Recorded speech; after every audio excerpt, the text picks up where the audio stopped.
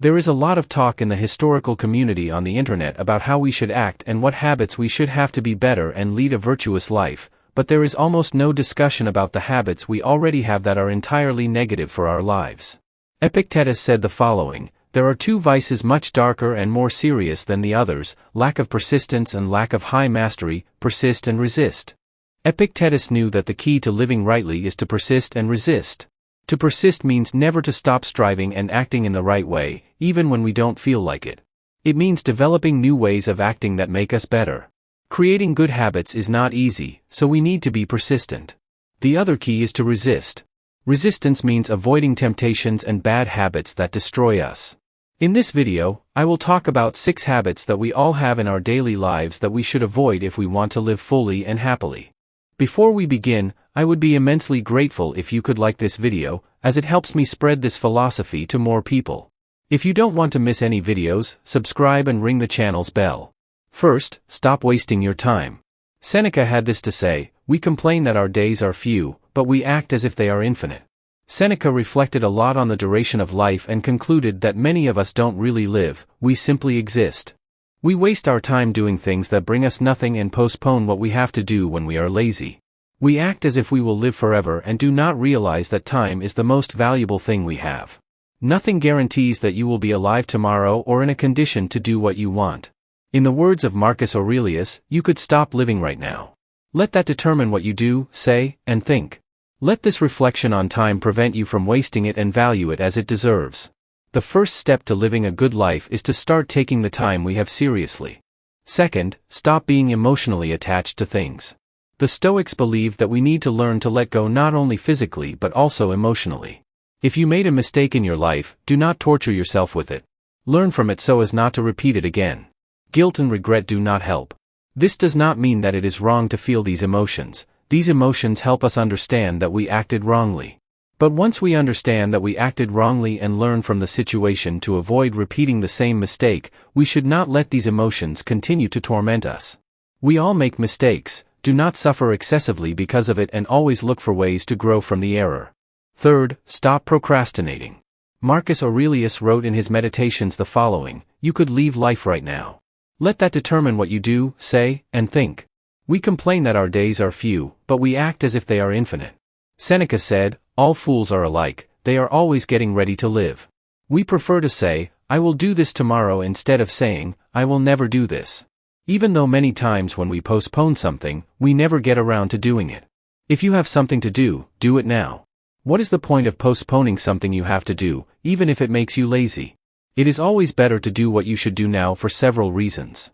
The first, as I mentioned, is that our time is limited. The second is that rest is more enjoyable when you fulfill your obligations. When you postpone something due to laziness, you feel guilty and know that you should be doing something instead of resting. You do not enjoy rest in the same way because deep down you know you do not deserve it. The worst part is that sooner or later, you will have to fulfill that obligation, so you have gained absolutely nothing by postponing it. Few sensations surpass the satisfaction of a job well done, and doing it well implies doing it at the right time, not later. Fourth, stop being a slave. Seneca wrote the following: "He is a slave who is a slave to lust, another to greed, a third to ambition, and all are slaves to hope, all are slaves to fear. There is no more shameful servitude than that which we assume voluntarily."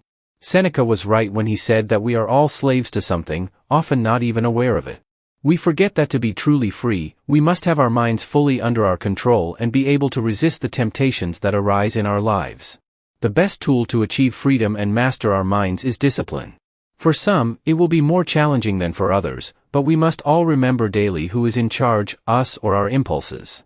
In the words of Epictetus, no man is free unless he is master of himself. Fifth, stop settling for mediocrity. Seek excellence whenever you do something in your life. Ask yourself, did I do my best? If you look back on your life, you will realize that in many situations, you did not give your best. The question is, why are you doing something that does not deserve your best, and if it does, why did you not give your best? Ask yourself this question in everything you do, and always make sure to give your best. We do not control whether we will succeed in our actions, whether we will win or lose, or whether we will be recognized for what we do. But it is in our control to try our best and give our best in what we do. Everything else that is not in our control should not matter to us. Because settling for doing something mediocre when you have the ability to do something extraordinary is not worth it. Sixth, do not let anxiety dominate you. In his Meditations, Marcus Aurelius wrote the following: "Today I escaped anxiety. Or better, I discarded it, because it was within me, in my own perceptions, not outside."